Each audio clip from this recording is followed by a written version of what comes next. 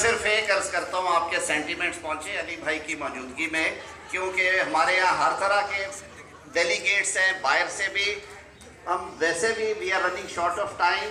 ये kindly slogans हम करेंगे कॉन्फ्रेंस के इख्तितामी इजलास में, जो कि पॉलिटिकल एजेंडे के साथ होगा, और उसमें इंशाअल्लाह अज़ीज़ आपको वो कलर भी नज़र आएगा जो हमें आसमा जहांगीर दे के गई हैं।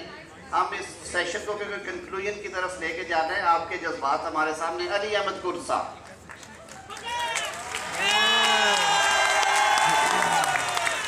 जनरल जो 22 करोड़ आवाम के ऊपर, एक जनरल 22 करोड़ आवाम के ऊपर हावी है, भारी है, या तो उस जनरल को नीचे आना पड़ेगा या लोगों को ऊपर जाना पड़ेगा। तो ही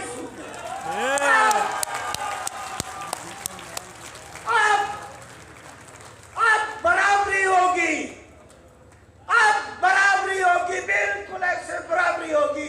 जनरल और पाकिस्तान के एक शहरी में कोई फर्क नहीं होगा।